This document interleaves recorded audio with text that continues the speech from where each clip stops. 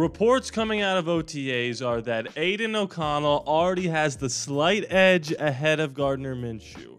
They have cited his work in the offseason, his new quick release, and his new mobility as ways to jump ahead of Gardner Minshew. They have said, they being Raiders insiders who are allowed to go to OTAs, have said Gardner Minshew has shown an ability to escape the pocket and extend plays down the field. However, as of right now, Aiden O'Connell is winning the job. And look, you know where I've stood on the situation for a long time. I think if Aiden O'Connell was a first-round draft pick and he played the way he did toward the end of the season, people would be talking as if he was about to have a huge jump from his sophomore season. Instead, people are writing him off because he's a rookie fourth-rounder out of Purdue that didn't do much, right? I get it. And here's the thing we also have to consider. I've seen a lot of people saying how good Aiden looked, and I agree he did look good. And people are saying, well, look at Peyton Manning and all the interceptions he threw. Look at how bad Troy Aikman was his rookie year. Look at Josh Allen. These are all things that people have said to bolster the argument as to why Aiden O'Connell is going to be a good quarterback. And I'm one of those people. But I do think it's a little irresponsible to say, look at how good Aiden did his rookie year versus how bad these other great quarterbacks did their rookie year.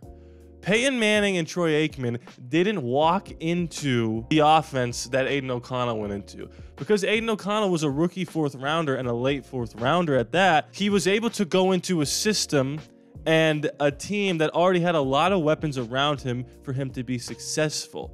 These rookie first round high draft picks are playing for teams who are terrible. Aiden did not step into a team that was terrible. He had a great defense and he had a great offense. So he was able to make some plays. And I do think he's a good quarterback, and I think he's going to be the future of our franchise if he is able to take the next step. But I'm not going to use him doing so well immediately compared to these other quarterbacks who didn't do so well, who were first rounders, as an argument. Because like I said, it's the Dak Prescott paradox, where Dak Prescott was amazing his rookie year, and then ever since then he's been kind of That's because he walked into a team that was unbelievable already, and they built this great line to protect Tony Romo, and they had all these weapons, and then Dak came in as a fourth rounder and was like, this is pretty easy. Not saying that it was easy for Aiden O'Connell. He had multiple head coaches. He had an interim play caller. There was a lot he had to persevere through, which is why I think he's going to win the job. But I don't think it's fair to say, well, he just came in and lit the world on fire and he won 5 games, because he came into a team that was already pretty well established as something decent. With all that being said, this is just another example of Aiden being doubted by a lot of fans initially. And it's so interesting. You see all these polls now with Raider fans that are like, well, if it's between Aiden or Gardner, I'm going Aiden all day. But when we signed Gardner, everyone said, well, Gardner has to start because he could be the next Rich Gannon, and he's getting all this money. And Aiden heard all that noise, and then he took number 12 to idolize his legend, Tom Brady, and to give respect to Derek Carr because he's a good kid and he's persevered and he's been through a lot. And he's had another instance now where people have doubted him, and already he looks to be winning the quarterback job. Again, I've seen people that have been there saying he looks better, he looks more accurate, he looks stronger and faster. And this is a guy, like we've said, who was like an 8th string walk-on quarterback at Purdue, went all the way to a Big Ten championship. He is no stranger to pressure and adversity, which is why I was telling you all along, I think he's going to win the job. And this isn't a me hyping myself up situation, because number 1, it's been 2.5 weeks of OTAs. Number 2, they're not wearing pads. Number 3, they're not playing any opponents. He could go into the preseason and absolutely eat shit, and I wouldn't be surprised. I would be upset, but I wouldn't be surprised, because again, as good as we think he could be, he could also be down here. There's every single scenario in between both of those. And you have to tell yourself this. Why are you making the predictions you're making?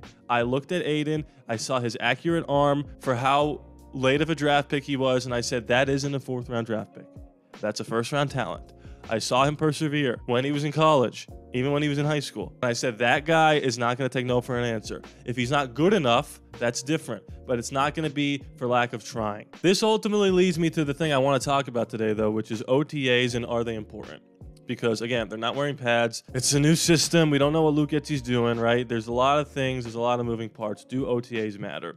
And I'll say this. Last year with Josh McDaniels and the year before, we saw and heard different players playing well, and we were like, oh, maybe this guy could be better. Jacoby Myers seems to be pretty good, but well, where's Hunter Renfrow? Stuff like that. Individual players' performances are not things to write home about, unless it's something like Aiden O'Connell beating Gardner Minshew because there's a quarterback competition. I think the difference between the OTA energy now and the OTA energy then is that they seem to be all in on whatever Antonio Pierce is preaching.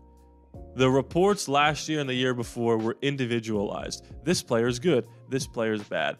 The reports this year are the same: good player, bad player, injury, But when you listen to the players talk about the team, that's where it's different. And I think the reason why they want Aiden O'Connell to start and the reason why he will win the job is because he feels like the theme of the team around him. A team that has been through so much adversity, so much turmoil, has been overlooked and overshadowed, and we're going to come together and we're going to give it our all. And we might not make the playoffs. We might go 8-9 and just miss it, but it will not be for lack of trying. Where Rich Bisaccia's teams, a couple games got blown out, AP and his teams were competitive in every single game. And that shows you the type of quarterback that this team needs to have. The quarterback needs to be the mouth guard and the personality of the team. And Gardner Minshew could be that. I'm not saying that Gardner Minshew has a lack of effort. I think he gives it his all as well. But Aiden O'Connell has already had a year with all these guys. And like I said, if we're not good enough, that's one thing. But if we don't try hard enough, that's where you get a team like Josh McDaniels' teams, who did not want to play for a coach and who had a meeting in season to yell at him. And the interim head coach, who is now the head coach, was one of the people who was protecting the players instead of defending the coach who hired him. So do I think Aiden O'Connell is going to be Tom Brady 2.0 or Peyton Manning 2.0? No, of course, I don't think that. I think he's going to be as good as he can be. I think he's going to put in every ounce of effort because he knows that he probably shouldn't have been in the games that he played last year. He knows he got lucky with the Jimmy Garoppolo stuff and the McDaniels stuff, and he knows what's ahead of him. He knows the opportunity that he has, and he just seems like the type of person that's going to grab it by the horns. And all these guys that we drafted, ALLaBorde and Richardson and Brock Bowers, seem like high energy voltage effort guys. We're going to go out there kind of Pittsburgh Steelers-esque and just give it our absolute all. And I think Aiden O'Connell is the quarterback to be the one to shepherd this group of misfits who nobody wanted and was looked past. Even somebody like a Max Crosby or Devontae Adams, neither of which were first-round draft picks. These guys are blue-chip Hall of Fame type players who have been doubted in the past. And if we wear that with pride and we go into these games on Sunday, people that play us, even if they beat us, are going to come out worse for the wear. They're going to be beaten and bruised, and their egos are going to be checked because they're going to be like, wow, we might have been more talented than the Raiders, but they took us to the brink, and we feel awful about it. And before I continue with this video, I just want to ask you, if you're new to the channel, have seen me before, haven't subscribed yet, consider subscribing. We are trying to push this thing to 10K subscribers before the new league year, before we roll into Los Angeles with the Raider fans and beat the Chargers. It's a tough task. It's probably not going to happen, but I'm giving it to you guys. It's your guys. It's in your hands right now. Can you get me to 10K? It would be absolutely insane to see a 10 and a K by the ALLaBorde Raiders channel. Could you do that for me? If you want to, smash that sub button. Let's run this thing to the moon. So yes, where it is very exciting to hear about people playing well in off-season training programs, right? You have to temper your expectations. And I think what we need to take away from these OTAs is, number one, nobody gets severely injured. I know JPJ and Colton Miller are hurt. I think they'll be fine by training camp or whatever. If they're not, that's not great. But we need to make sure we stay healthy.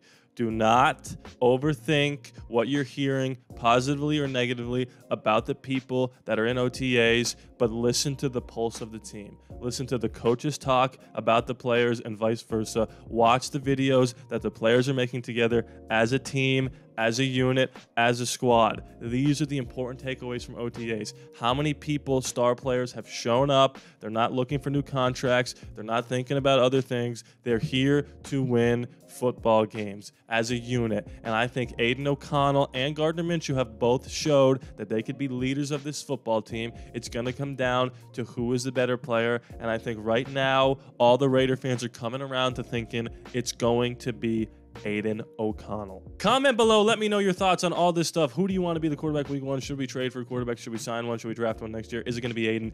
stats, predictions, all that good stuff. Check out the Patreon, patreon.com/ALLaBorde Raiders. You get all the stuff just right here to my right. You can read it right there, pause it if you want. If you can't do that, that's okay. Please be sure to subscribe. It's free after no charge to you. I love you guys, and I'll see you next time.